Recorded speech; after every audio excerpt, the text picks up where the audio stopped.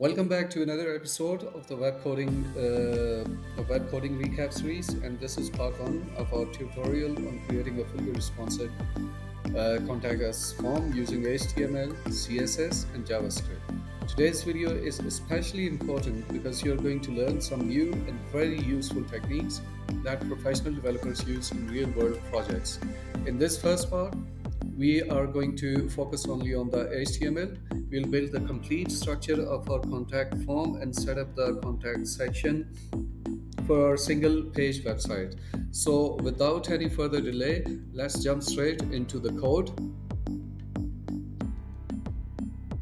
And we'll start by creating a section. Section's ID is contact. We are creating this section tag to simply group specific type of content, and by giving it an ID name, we can style it separately and make it stand out later with CSS. Next, we create a sub-level headline, contact us. This sub-level headline acts as the main title inside this section and tell the user exactly what this part of the page is about. Now let's create a division element or a container box for this section. Division element is class, and the class name is contact container.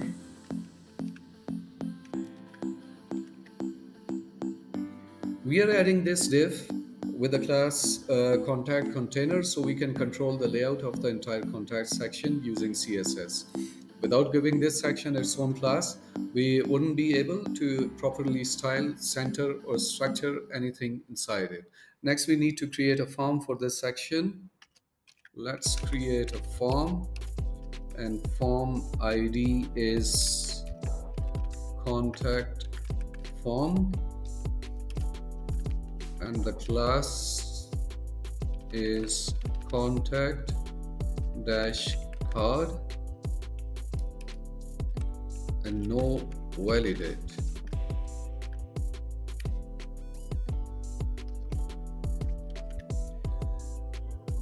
So remember, we always use a form tag when we want to collect information from a website visitor. Here I'm giving this form an ID called contact form because our JavaScript will target this exact form when the user clicks the send message button. And the attribute no validate tells the browser not to use its default validation pop-ups because we'll handle the validation ourselves using JavaScript. Next, we create a div inside the form to style the form's contents. So let's create a div, and let's name this div class form row. Here, form row is simply a container that holds one complete piece of the form. For example, a label and its input field. This helps us style and space each row consistently using CSS. Now we write label for the row, which is a name field. Label for the row is name. Name and label. So name label simply connects this text to the input box that has the ID name. This makes the form easier to use because clicking the label will activate the input. Now I'll create the input field. Input field, and this input field is for the name label and giving it ID name, so both stay connected. So let's complete this code. Input ID name is name. Name is name, and type of this field will be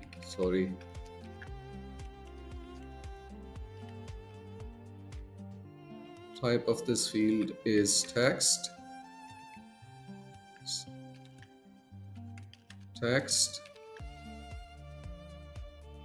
and the required placeholder for this field is your full name.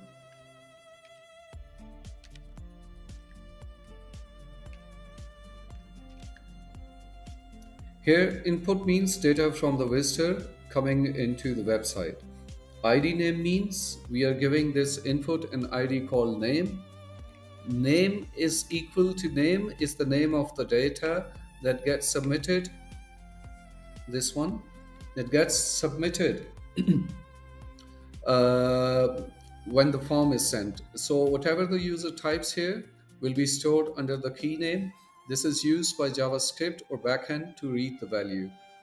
And text type means we are telling the browser this input is a normal text field. It accepts letters, words, and basic characters. Required placeholder is your full name means the form cannot be submitted until this field is filled in. Next, we are going to quickly go through the next snippets as they are only a repetition of the above code but modified to enter or create more new fields. So let's complete this part. So let's create another division, class form row, and label for this row is email,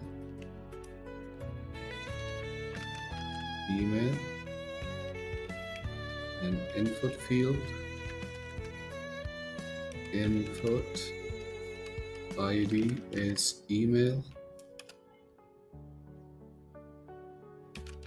name is also email, type is also email, sorry, and required placeholder is your or you at example.com.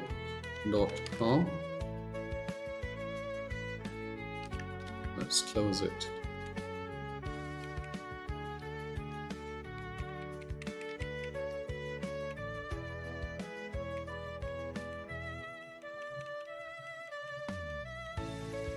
So let's create another.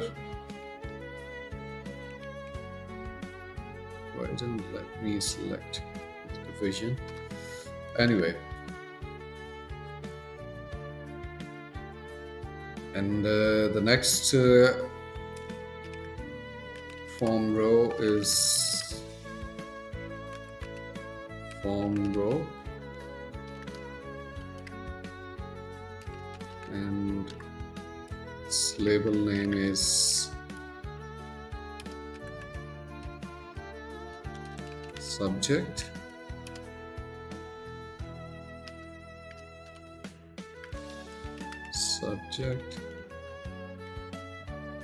okay, and let's define the input field for this row. Input ID name will be subject, name is also subject, type of this field will be text, placeholder is service, inquiry, or quote, etc.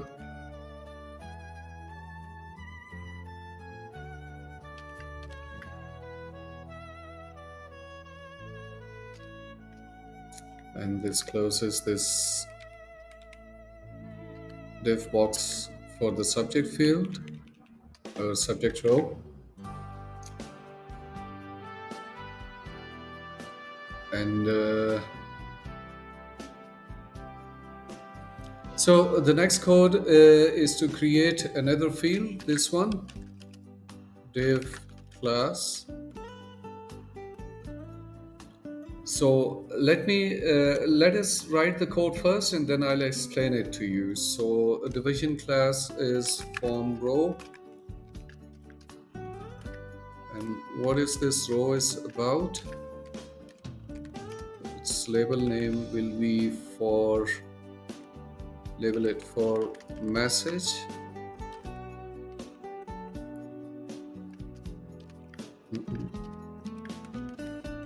Message.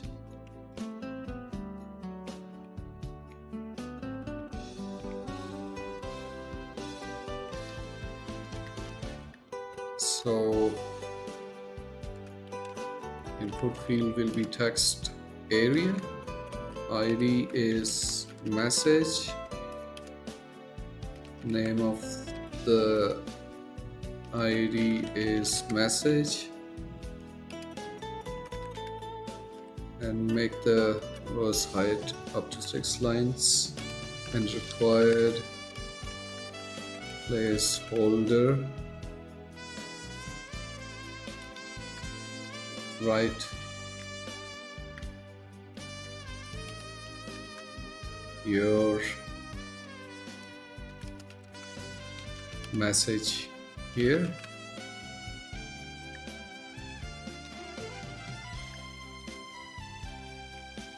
So in this code, the only new thing is rows are 6 because before the required placeholder element, this one, and it just means this rows are 6 means that the text area will open with a height of 6 lines. It doesn't limit the message; it only sets the starting size of the text box.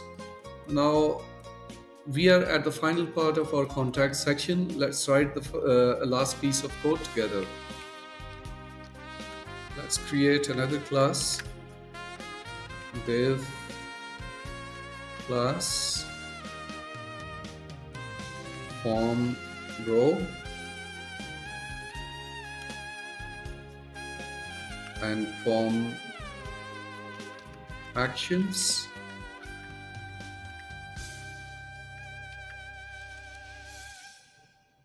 And now we are going to create a button. Button type will be submit. Class is button and button primary. As you will, you can recall that we already have a contact us button in our hero section of this website. So that is why we are creating a new class for with the name button primary, because you will remember that this button has already been styled in the CSS code for the hero section. Okay, let's complete it.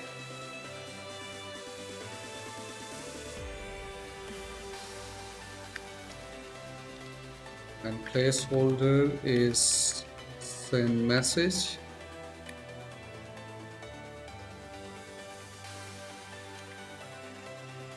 Now we create another div ID,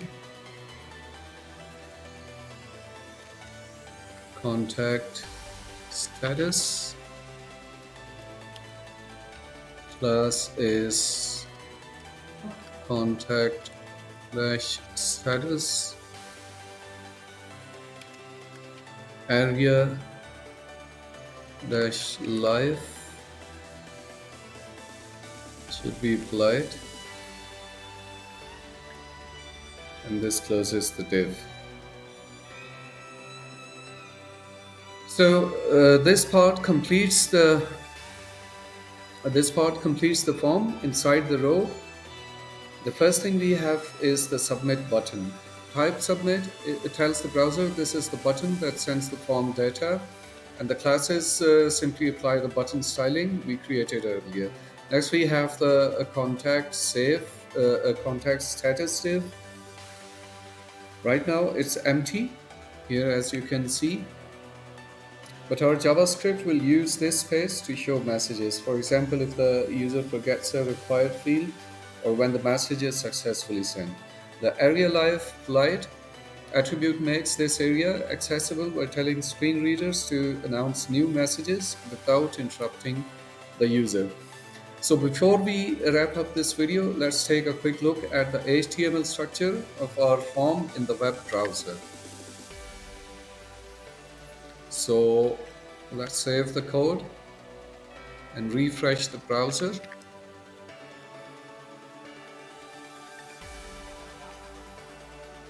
So as you can see right now, we haven't applied any CSS or JavaScript.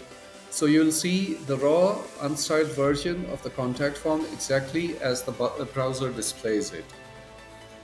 So this is it for today. In the second part of this series, we'll write the CSS rules and style the entire contact section. And in the third part, we'll move on to JavaScript, where you learn how the form actually works and how JavaScript connects everything together. Thank you for taking out the time to watch this video. If you found it helpful, please don't forget to like the video and subscribe to Code Tech Lab for more beginner-friendly coding tutorials.